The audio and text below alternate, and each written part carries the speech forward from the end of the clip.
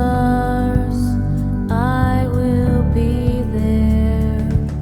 I'm Monica Charette, and this is Holding the Light. As long as you love, I will whisper in your ear. Little whispers you will hear. As long as you love. Navigating life after child loss is hard enough without the gender-based stereotype that men must somehow be strong and overcome their grief. After the devastating loss of his daughter Lila to stillbirth, Rob Reider has created a space to help nurture bereaved fathers in a club just for men. It's called the Sad Dads Club, a place to share their loss among others who can truly understand their journey, a voice for all grieving fathers. Join us as Colby and I hold the light with Rob Reider.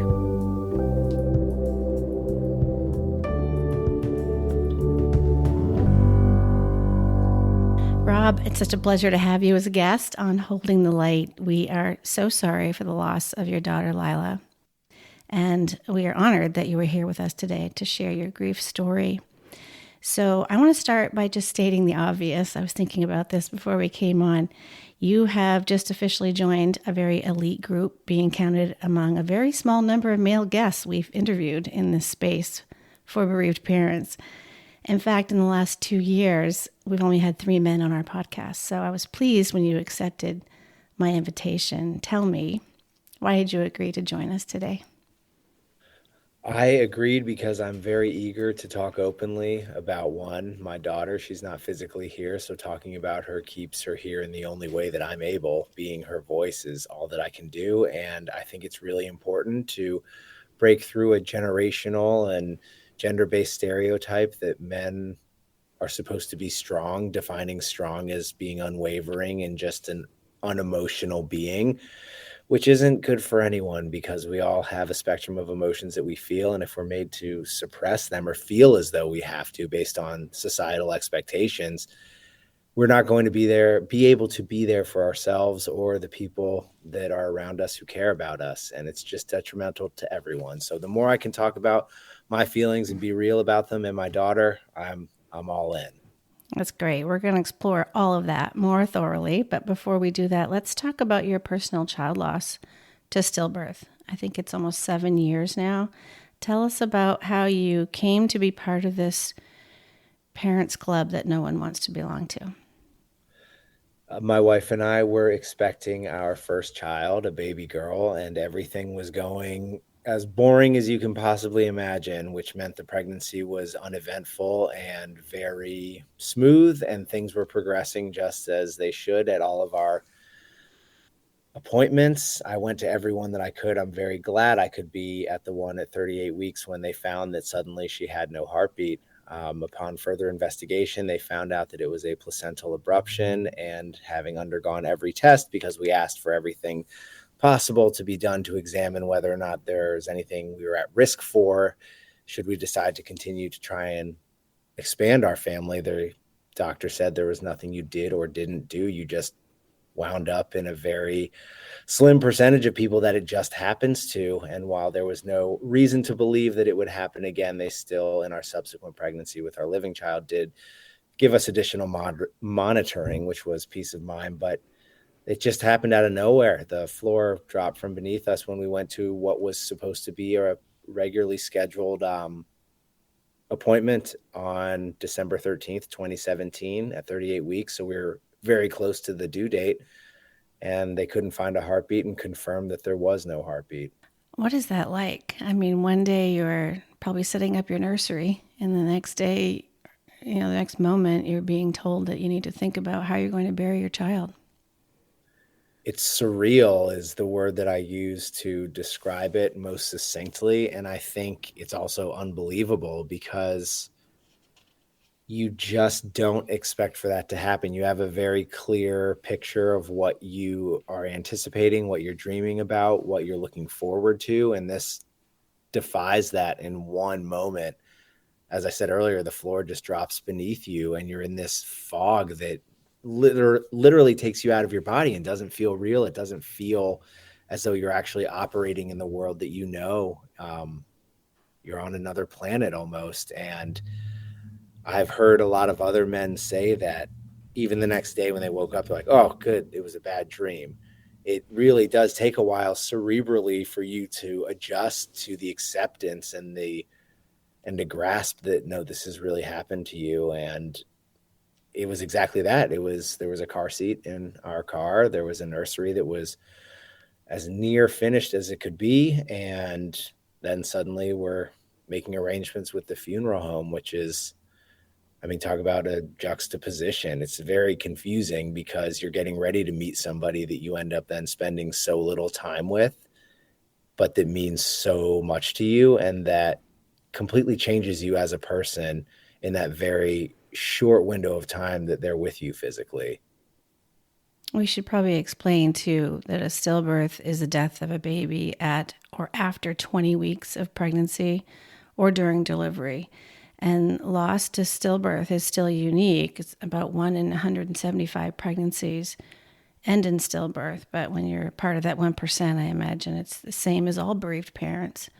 Yet in many ways, I imagine it's very different than our loss. The most obvious to me really is that people never saw Lila, so they have no memories of her.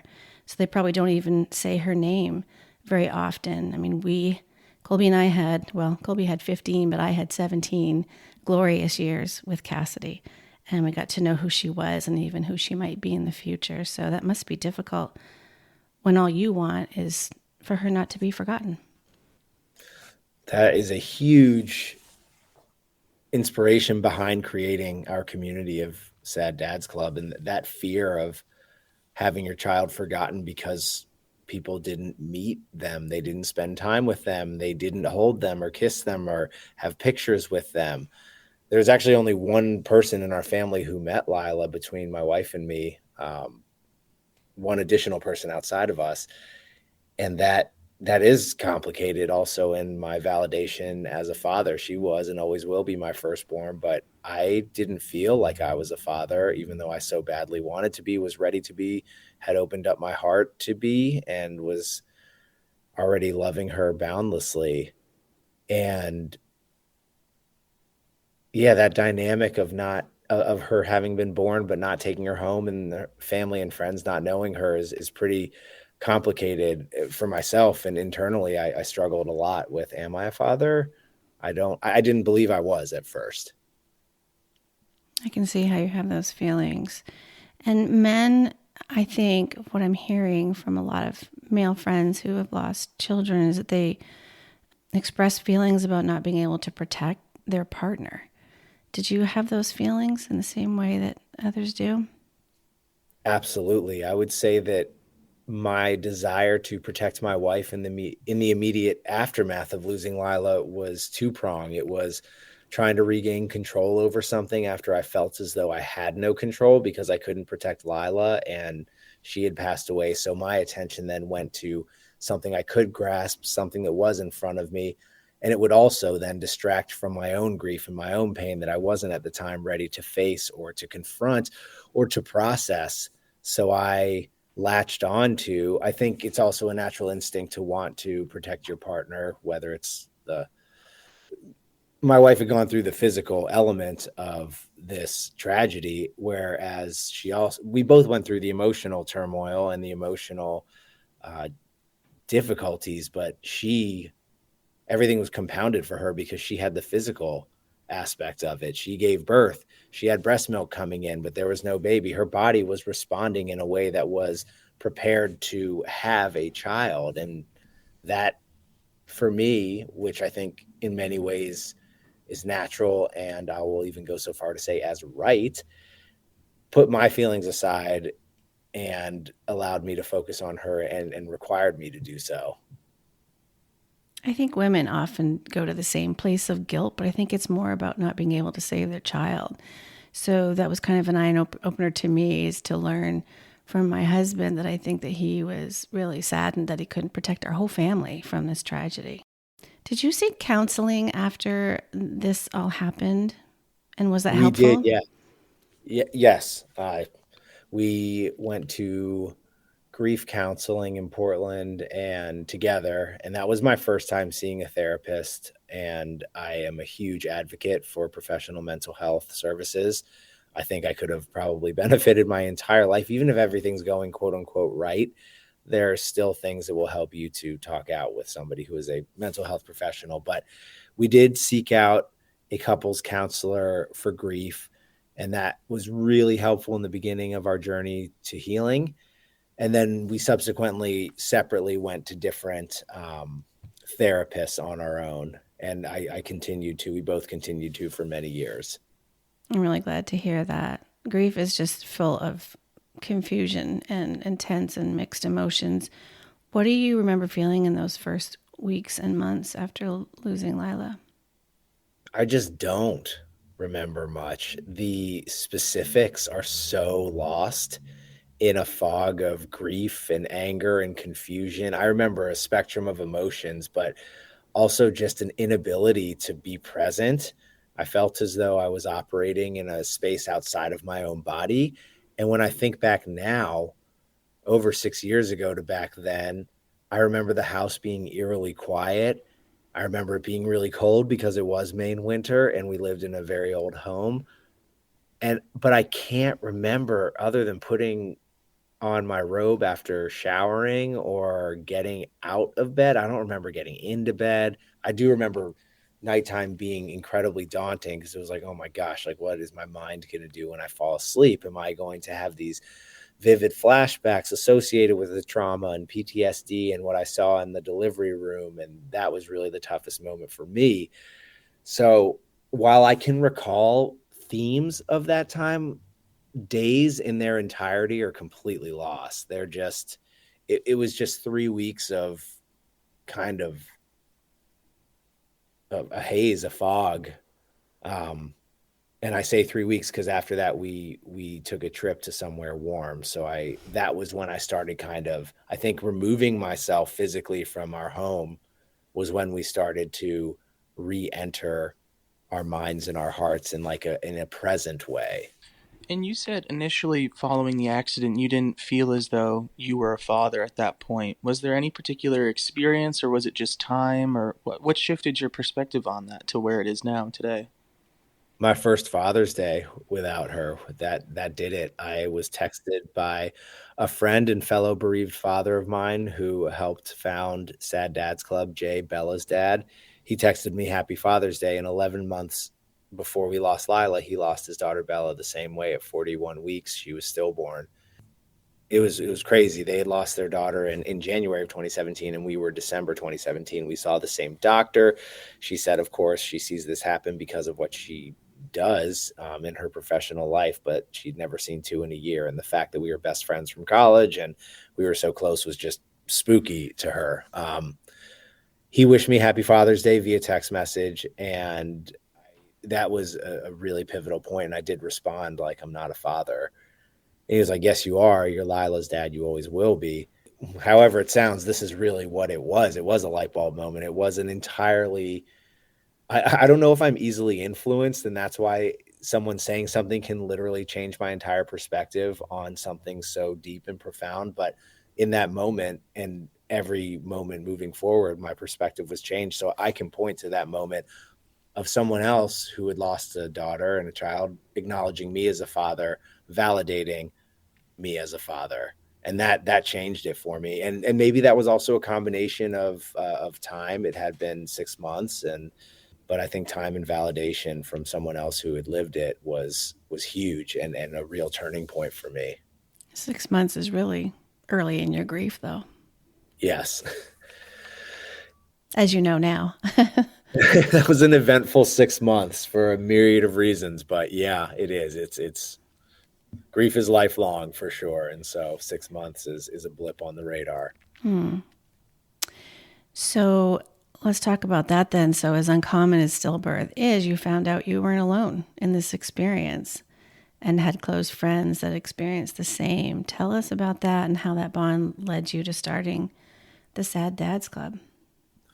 So as I had mentioned, my friend Jay, he lost his daughter, it was his second born. He had a living son who was 2 years old. And so we were expecting their second to arrive any day. My wife and I did not have any children at that point, and I got a message from him that they lost the baby. And I didn't understand. I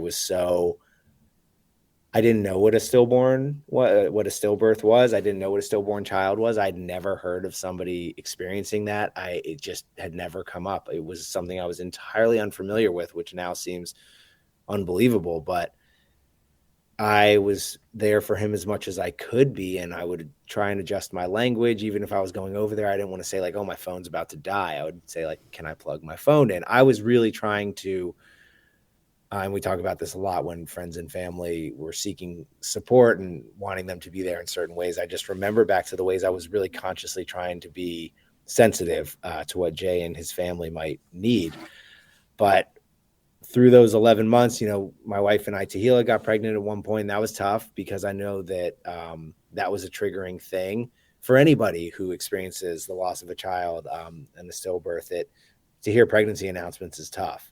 I had the fortunate misfortune of having a close friend who had recently experienced child loss and specifically had a stillborn daughter. So I had an immediate resource in him. I had someone I could confide in from the perspective of a father.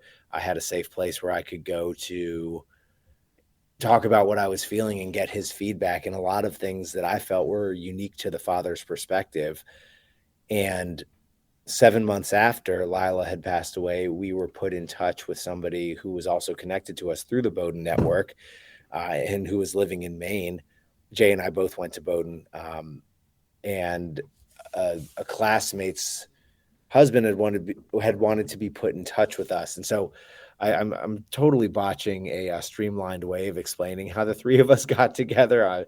But the three dads started hanging out. All three of us had stillborn daughters within just over a year and a half of one another. And so it was still very fresh within all of our grief and healing journeys. And the three of us hanging out, spending time together, being able to text with one another about things that we were going through and experiencing was really helpful. It really helped us create like a sliver of hope and having an outlet to just express ourselves where we didn't have to go into painful detail or kind of validate why we were feeling what we were feeling with people that just got us, with other dads who just understood. It was such a relief, and having any relief is crucial amidst grief. And also having validation amidst grief. So the three of us just thought that once Zoom became, actually it was a little before Zoom became so commonplace, and the way that we could all connect via video no matter where we were in the world, we just figured if the three of us are getting something out of connecting with one another, there are probably other dads out there who are seeking the same connection and who don't have it. They don't have the quote unquote luxury of having a friend or a person that they know or they've been put in touch with who they can connect with on a regular basis about what they're feeling, about what they're scared of, about what they have questions on, or just need to talk through in a non-clinical space. Therapy is wonderful and excellent, and I would never say that Sad Dads Club is a replacement for it.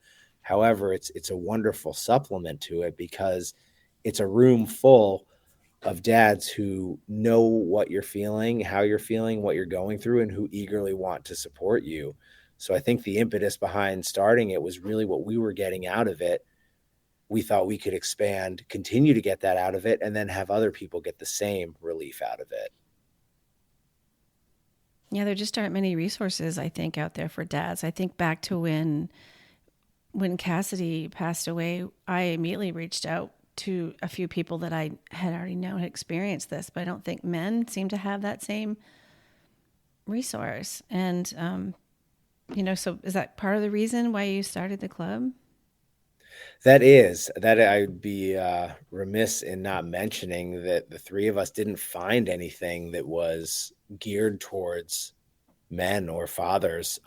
We all received the same bereavement packet because our daughters were all born at the same hospital, and just nothing in there resonated or felt as though it was a space for dads and for men specifically. And as I'd mentioned earlier, I think historically men are expected to repress their feelings.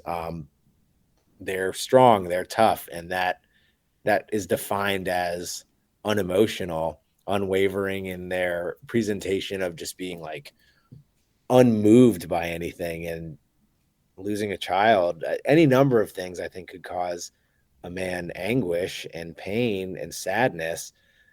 But to think that you have to carry on and not express or process any of what you're feeling as a man who is living with loss, that's going to just erode you from the inside. And that's not my medical opinion. That's my personal opinion as a human being. I think that we strip away gender when it comes to loss. It's just so painful, and it's so heavy, and it's so complicated, and it's forever. It's for the rest of our days. We live with it. We think about it.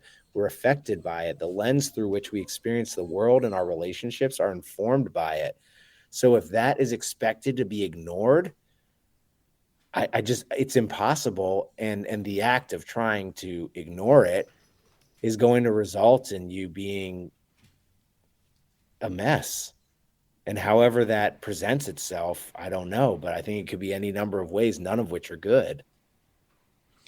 Yeah, and I agree. I definitely have met plenty of men in my life who, associate sort of weakness with expressing emotions or, allowing, to receive sort of counseling or therapy or going to support groups. And I'm just curious if you knew of a man or, an individual who maybe had sort of that outlook on grieving and support groups and things like that. How would you approach inviting them or trying to maybe not influence, but, provide them with those resources in a way that might open them up to them? That's a good question, because we've been lucky enough that people just show up, so we figure they want to be there. But how would I entice or convince someone who thought that it's weakness to ask for or need help? I would encourage them to just come and listen. They don't have to share a thing. They don't even have to introduce themselves. Just come sit in this, whether it's an in-person event or it's within our weekly Zooms, just come and listen and see the faces of other dads, and you will see yourself in them. You will see yourself in those men, and you'll see those men cry, and you will see those men laugh, and you will see those men openly and gladly share about their child who they wanted so much more time with and didn't get. And I think you'll then realize that it's really a sign of strength to be able to go into what is on the surface a very painful thing of losing a loved one. But when you're able to talk about them, that's because you want to keep them there, and being able to do that in a way where you don't just associate them with pain, and you can start to see beauty in the world as a result of the influence and impact they've had on you. That is part of processing grief, and that there is no greater strength that you can possess than to tackle that and to start to acknowledge it. So I'd say just come and listen, and you don't have to say a thing, but just see if you can relate to any of what these men are saying. See if you can relate to any of what these men are experiencing and struggling with. And if not, I've been proved wrong, but I'd be hard pressed to think that there wouldn't be another dad who'd endured loss who could go into that room and see those men and not be moved by their vulnerability, which I think after seeing it and experience it would come across as a sign of real strength. And everyone grieves differently, so they probably identify with different people and different moments and different topics. Absolutely. Yeah, grief is unique to the individual. While there is overlap, everybody's story is different. And we're finding that out a lot as we start to talk more, and we invite our dads to opt into a series that we have called My Child, My Story, where every other week in a Zoom session, they uninterrupted are invited to share their story in full. And then we open up the floor for discussion. So I think that highlights the uniqueness of grief in terms of when they express what they're experiencing and when they tell their story. Even if you hear of another dad who has had a stillborn or who lost a child to SIDS, when you hear the details around the story, you start to find how different they all are. And that really just highlights how unique everyone's loss story is. So your group started out for fathers who had experienced stillbirth. Do you welcome other men who are experiencing other forms of child loss? Absolutely. And our goal is to be able to adequately support dads who are grieving in any way. Because the three of us who started it had stillborn daughters, that was the experience that we could speak to. That was what we wrote about on our website. That was what we had put content out there on Instagram specific, because that was our story. And as we've grown over time, we've started to have more dads who have had slightly different losses come into our community and engage with us. And we want very badly for any dad to be, again, robustly supported when they come in. But I think a lot of that is dependent on the breadth of loss that is reflected in our group. And so that's just over time getting somebody who maybe has a loss that isn't like anybody else's, but they do feel connected to the group because they see, wow, this is an incredibly kind and warm group of men. And even though they have different loss stories than I do, I feel at home here. I feel validated here. I feel supported here. We do have one dad who's based in Oregon that lost his 8-year-old daughter to an undiagnosed brain tumor. And that is the oldest child of any of the children who passed away from the dads in our group. And I think it's a matter of him feeling really at home and supported with this group of men. So everyone is absolutely invited. I see how it might be hard for other dads who have lost adult children or maybe have lost a child to suicide, would have trouble connecting. But the hope is as we continue to grow that we really can be representative of all different types of loss so that we can help as many dads as possible. So let's talk a little bit about the meeting format. You mentioned the My Child, My Story segment, but you meet on Zoom. And how often do you meet? What's it like? What are the groups like? So we meet every Thursday at 8:30 p.m. Eastern via Zoom. And we always start out with a little music playing as people come in and get settled for about the first 10 minutes. And then during My Child, My Story, which we alternate every other week between the format of these Zoom meetings. So one week it's My Child, My Story, which hands it over immediately to the dad who has opted in to tell the story in long form of their child. On the alternating weeks from that, we have just kind of a more open discussion. We talk about relationships after loss or careers after loss, or we talk about intimacy after loss. We'll pick a topic while also saying that if anybody has anything that's been weighing on their mind, we are nimble and flexible here. This is everyone's space. So it's really just a suggested topic that we can talk about. Those meetings that are the more open form discussion will start with us introducing ourselves. We go around and say what our name is, the name of the child who we lost, and where we're tuning in from. And we also ask that folks change if they feel comfortable. Everything is also, I should say, it's like camera on, camera off, whatever you're comfortable with, however this space will be most effective for you. Do whatever that is. We just ask that you respect people as they're speaking and you don't interrupt, etc. But we'll change our display names to our name, the name of our child, and where we're tuning in from so that people can then organically say, oh, you're in San Diego, so am I. Like, let's swap numbers. And so very organically, we've had a lot of dads meet up in person in their various regions as a result of just having that visual indicator of where people are. But after we do introductions, we then open up the floor and we talk usually about 2 hours and then do it all again the next week. Well, alternating weeks, because we every other week, My Child, My Story, and then alternating the open discussions. And we try and put them out on Instagram on our story just so that people can see what we're going to talk about so that they can decide, I'm not really interested in talking about that, because it's a commitment to show up during your personal and free time. And we have guys all over the country and even some in Europe. And so the time zones can be challenging. We want to make sure that people who are there know what they're coming into, and they feel it's a good use of their time. You shared a very personal story with me about the gentleman that joins you from France. Would it be okay to share that story here? Absolutely. This is an often referenced anecdote from Sad Dads Club because Nora's dad, Aaron, who tunes in from Paris, France. So it's around 3 a.m. his time. And we always marvel at Aaron showing up and say, I can't believe that you're up in the middle of the night. You know, do you stay up or do you set an alarm? He's like, I do go to bed and I set an alarm.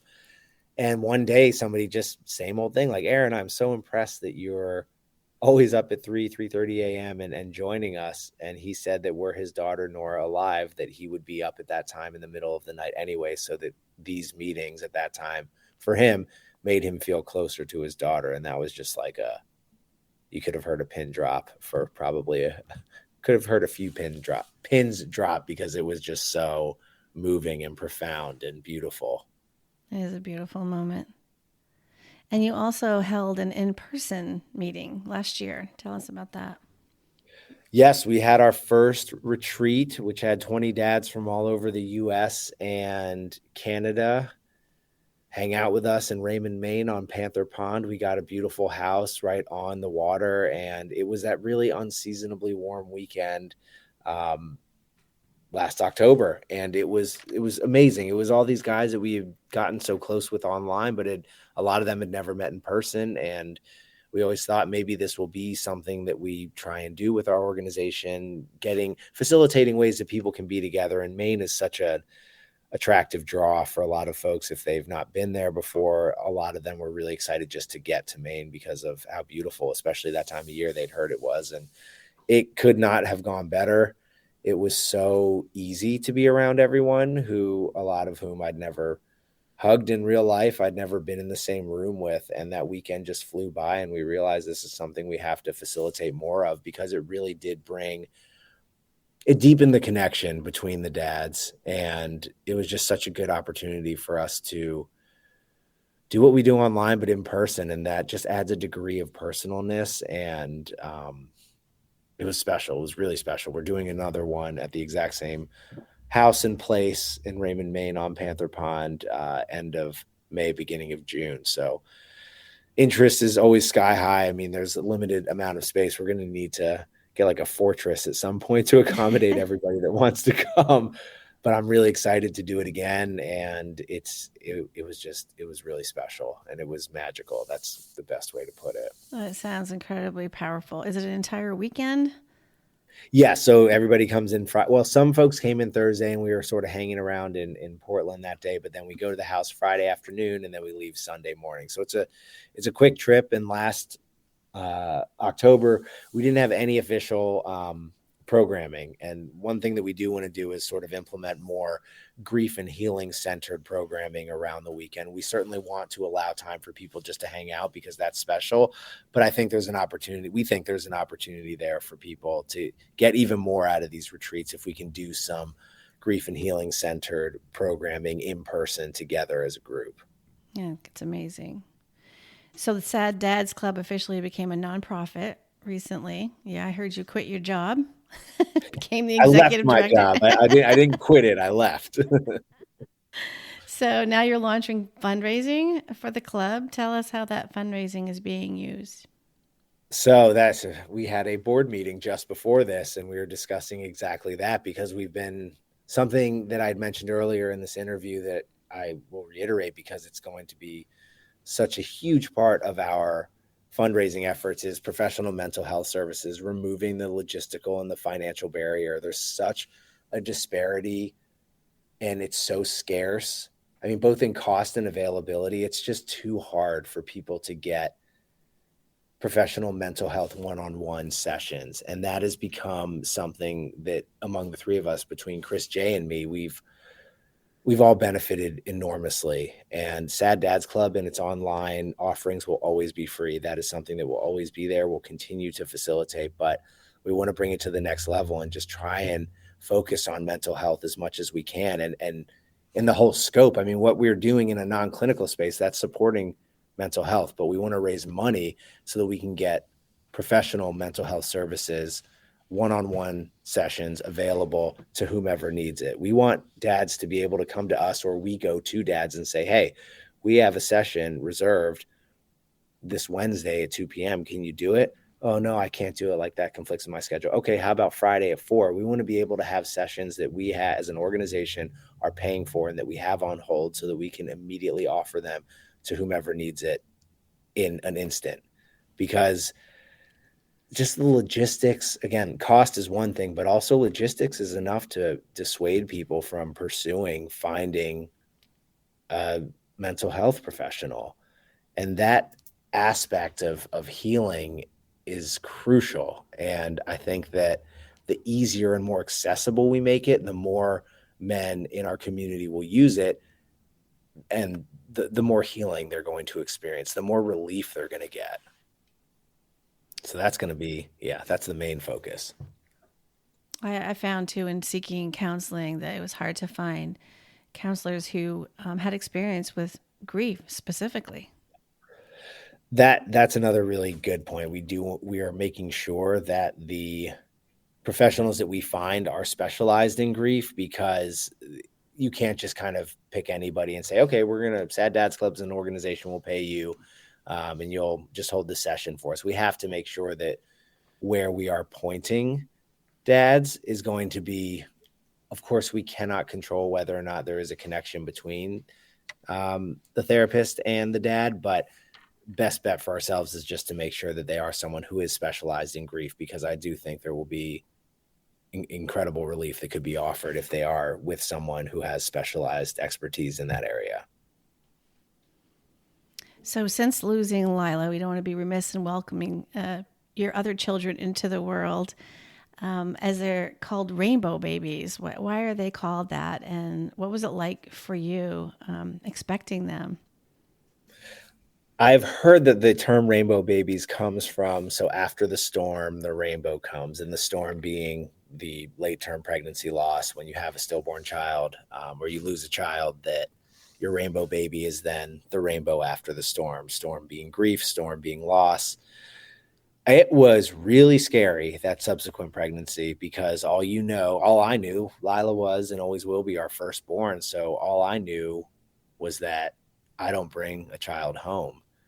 And despite having the additional monitoring, which helped, I would tell the technician, I went to every single appointment. I told my employer at the time, I said, this is just non-negotiable. Like I will do whatever I have to do to make sure I get done whatever I have to get done, but I can't miss an appointment. It was just really important to me for peace of mind, for supporting my wife, to make sure that I was there, and our unborn child at that point. Getting pregnant again was difficult for us. We actually had to go through IVF to retrieve a viable embryo, and which we were lucky to have had. I know many dads who are going through that experience and have not been so lucky. So because it was such a challenge, that initial relief of, oh my gosh, yes, we are pregnant, was incredible. It was elating. It was buoyant. It was just absolutely incredible. And there was so much hope. But then the journey of that pregnancy was really stressful. And there were a few hospitalizations because of a couple scares. At the third hospitalization, they said, you know what, we're making a ruling. We're going to schedule a C-section at 37 weeks.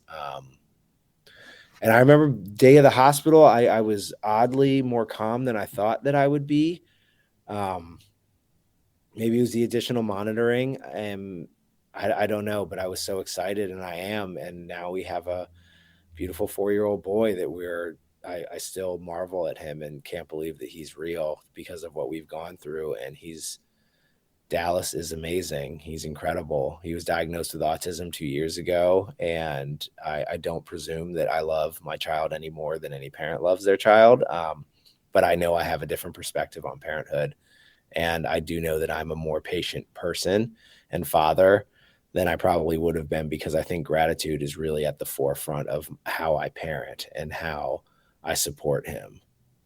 He's still young, but what do you tell him about Lila? How do you keep her spirit alive? Well, we make sure that we always say that you have a sister named Lila, and because he is autistic, and one of the traits for his particular diagnosis is that his speech is significantly delayed, but he is really good with letters. And so we always spell out Lila, and luckily it's a really easy one to spell with Lila. And just talking about her, I think over the years has reinforced, it's tough to know. I don't think he understands. He doesn't understand death yet, as far as we've not had a conversation about it or in-depth talk about. It's that his sister is in the stars, I guess, is the best thing that I can think to describe the way that we articulate what this sister, who may not look like, when you hear about siblings in your classroom, your sister is a little bit different because she's in the stars. We point her out every chance we can get. And whenever the sun is setting and creates this beautiful apricot hue that comes through the windows and displays on the walls, that's like what we associate with her, as just that golden light. And so we say, that's your sister saying hi, that's Lila. And I think just reinforcing and talking about her is the way that we can best make sure he knows that he does have a sister, even if she's not here. Well, I think what you're doing is just remarkable. It's needed. It's appreciated. It's such a vital resource. And we'll share your website and your social links and all the show notes.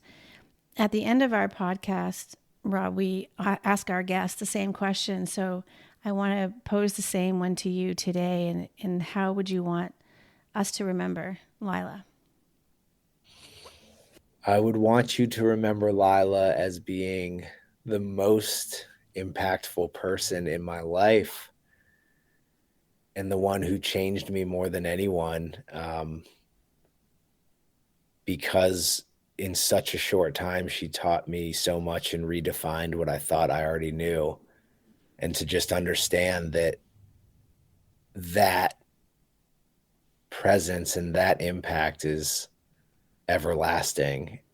And that I hope conveys her significance, how much she means to me and how much I love her. That's beautiful. Yeah, thank you for sharing that. This is what I call a game changer conversation, honestly. I hope having you on our podcast will encourage more men to not suffer in isolation, to join the Sad Dads Club, listen to our podcast, and maybe even be a guest with us one day so we can say their children's name with them. And thank you all so much for having me on. I think what you're doing to honor Cassidy with Shine On Cass is remarkable and beautiful. And that spirit of kindness and ability to change the world is carrying on. And that legacy ensures that I'm very inspired by what you're doing. So thank you so much for letting me in on a bit of that and sharing this space with me. I appreciate it. And I appreciate knowing Cassidy more. We feel the same about Lila. Thank you. Thank you. As long as you love. Thank you so much for listening. If you found this podcast helpful, please share our link with others and subscribe so you don't miss future episodes. I'm Monica Charette, reminding you that you are never alone in your grief. Until next time, we'll be right here with you, holding the light. As long as you love.